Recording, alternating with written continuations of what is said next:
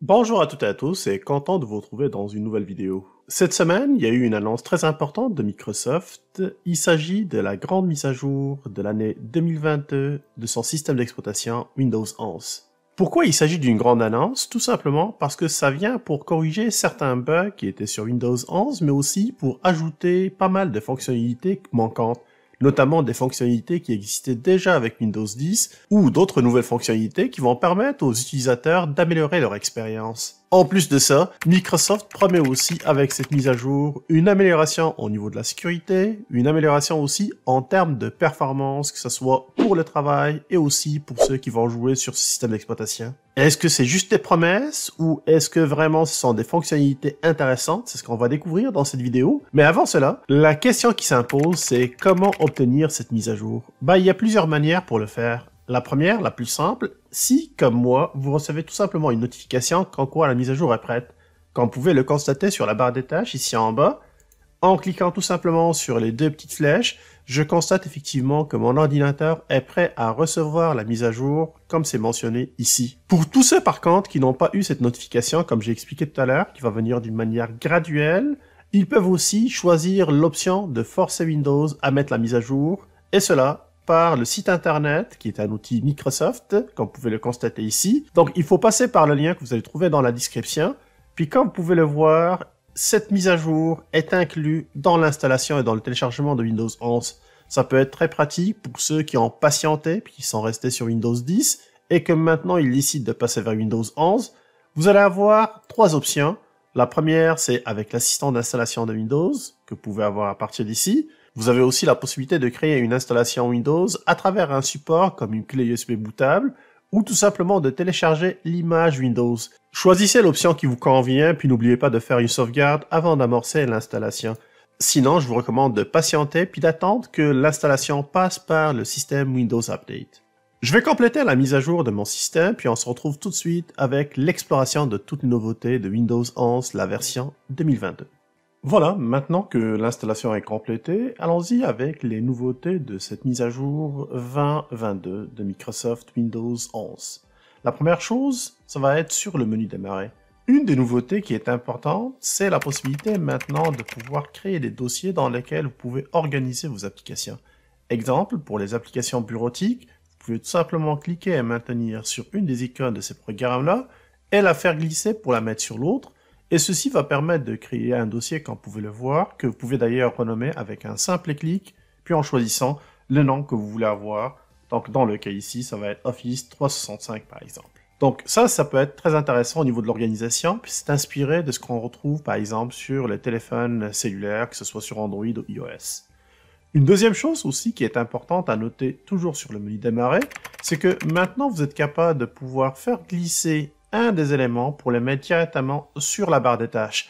Mais faites attention, on ne peut pas le faire d'une manière qui est directe à partir du menu démarrer, comme vous pouvez le constater ici. Supposons que je veux prendre l'application PowerPoint pour la mettre sur ma barre des tâches. Si j'essaie de la faire directement en la faisant glisser, vous constatez que c'est quelque chose qui n'est pas faisable. Par contre, si je clique sur toutes les applications, je peux venir maintenant pour prendre l'application concernée. On va prendre Access vu que c'est celle-là qui est disponible et je peux tout simplement la faire glisser et à partir de là, je viens de créer un raccourci directement sur mon bureau. Si je retourne en arrière, puis j'essaie avec PowerPoint pour le mettre encore sur mon bureau, vous constatez encore que cette opération n'est pas disponible, mais on peut la faire encore une fois directement à partir de toutes les applications, ce que je trouve un peu bizarre avec ce raccourci-là. Un autre élément aussi qu'il faut prendre en considération, c'est que maintenant, on est capable de personnaliser notre menu démarrer. Si vous voulez avoir beaucoup plus de programmes et moins de fichiers recommandés, vous avez la possibilité tout simplement avec le bouton droit de la souris de cliquer n'importe où sur votre menu démarrer et choisissez paramètres du menu démarrer. Puis à partir d'ici, vous allez avoir trois dispositions.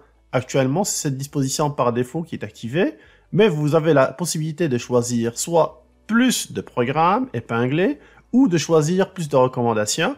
Regardez pour celle-là par exemple, vous constatez que maintenant j'ai 4 lignes sur lesquelles j'ai les applications épinglées, alors que si je prends celle-là, vous allez constater que ça va passer tout simplement à 2 lignes puis je vais avoir beaucoup plus de recommandations affichées. Une autre chose qui est possible maintenant avec cette mise à jour, c'est tout simplement de faire glisser un fichier à partir d'un explorateur, comme celui-là par exemple, pour le mettre directement dans une autre application.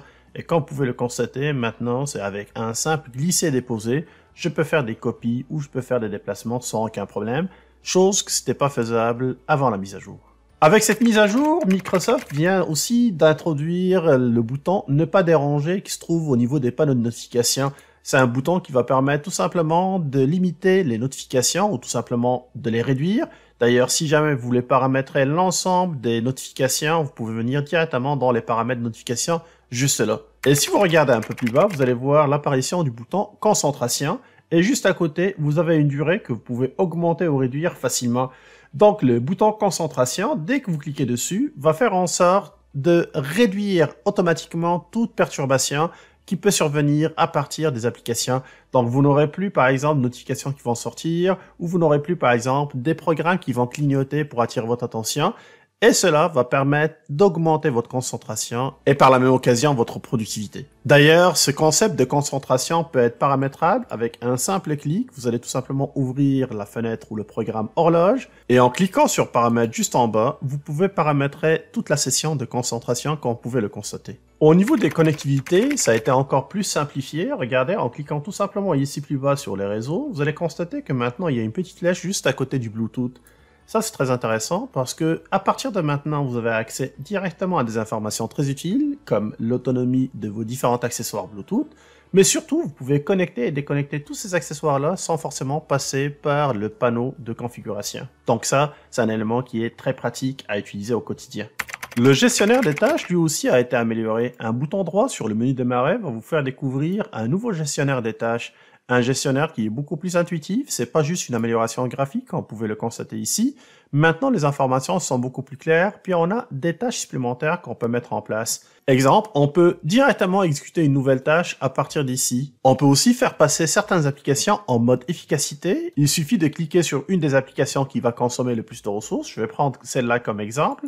Puis à partir de là, faites un bouton droit sur le processus, puis choisissez mode d'efficacité. Le mode d'efficacité permet de réduire tout simplement la priorité des processus et à partir de là, il va aussi aider à améliorer beaucoup plus l'efficacité énergétique. Donc ce mode-là va permettre vraiment d'améliorer les performances de votre ordinateur si jamais vous voulez vous concentrer sur une application très gourmande en ressources, que ce soit des applications 3D, jeux ou des applications de productivité. À noter aussi qu'on a ajouté ici des paramètres. Celle-ci va permettre tout simplement de personnaliser encore un peu plus votre gestionnaire des tâches. Comme vous le savez, Microsoft avait introduit la notion Snap avec sa version Windows 11. Ceci permettait tout simplement de pouvoir réorganiser les différentes fenêtres sur votre bureau. Maintenant, on a la possibilité de faire ça autrement. Vous pouvez tout simplement faire glisser la fenêtre vers le haut de votre écran, puis à partir de là, vous pouvez tout simplement accrocher la fenêtre à l'endroit approprié. Puis cela se fait d'une manière qui est extrêmement simple et rapide comme vous pouvez le constater. Cette option reste quand même désactivable au niveau des paramètres en cas de besoin.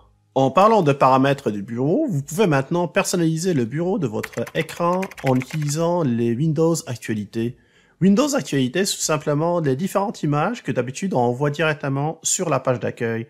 Et pour cela, faites tout simplement un bouton droit de la souris, cliquez sur Personnaliser, puis à partir de Arrière-plan, choisissez tout simplement dans la partie Personnaliser votre arrière-plan, Windows Actualités. Cela va prendre quelques secondes pour que tout se mette à jour. Ce bouton en savoir plus sur cette image a plusieurs fonctions. La première, ça va permettre tout simplement d'avoir les informations sur l'image qui est affichée sur votre bureau. Donc un simple double-clic dessus va permettre d'ouvrir le navigateur, puis vous donnera des informations sur la toile ou l'image que vous avez sur votre écran. Deuxième fonction, vous avez la possibilité, avec le bouton droit de la souris, de passer à l'image suivante si jamais celle qui est affichée ne vous convient pas. Vous avez aussi la possibilité de donner votre avis sur cette image et cela va permettre à Microsoft de comprendre un peu mieux vos goûts afin de vous proposer des images qui vont mieux vous convenir. Une autre option qui est très intéressante qui a été introduite avec cette nouvelle mise à jour concerne l'accessibilité. On la retrouve directement dans les paramètres, puis à partir de là, on va aller chercher accessibilité. Puis, on va regarder un peu plus bas pour voir les sous-titres. Cette fonction va permettre de sous-titrer en direct sur votre écran n'importe quel contenu audiovisuel. Malheureusement, cette fonction est disponible actuellement seulement en anglais et j'espère qu'elle sera rapidement disponible avec d'autres langues comme le français. Et si jamais vous utilisez votre ordinateur pour faire du montage, eh bien vous serez ravi par l'apparition de l'application Clipchamp. C'est une application maintenant de Microsoft. Puis celle-là permet tout simplement de faire un montage rapide directement sur votre ordinateur sans avoir besoin d'installer une application tierce. Comme vous pouvez le constater ici, vous pouvez choisir soit le sujet éducation, contenu business pour avoir des modèles qui vont vous convenir. Allons-y avec la première. Puis à partir de là, choisir aussi où vous enseignez si c'est votre cas. On pourra choisir par exemple enseignement supérieur universitaire. Puis vous allez constater ici que j'ai plusieurs modèles que je peux utiliser. Ces modèles-là sont bien sûr basés sur les différentes plateformes qu'on retrouve, que ce soit YouTube, Instagram ou d'autres plateformes de jeux.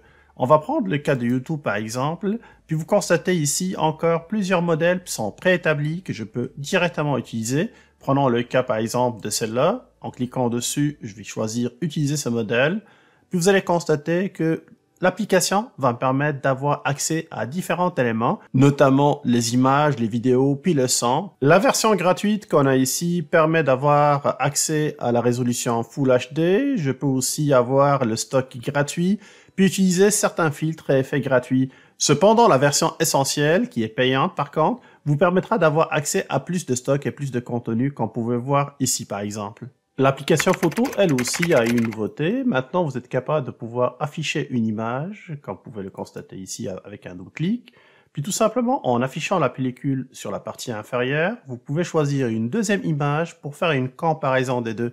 Ça peut être très intéressant si jamais vous êtes en train de faire un traitement d'image, puis vous avez par exemple sur la partie gauche l'image d'origine, puis sur la partie droite l'image qui a été retouchée, puis vous voulez comparer laquelle est meilleure. Et pour finir, vous allez constater comme moi avec plaisir le changement au niveau des indicateurs des volumes. Actuellement, on a une barre qui est beaucoup plus moderne. La même chose au niveau de l'affichage.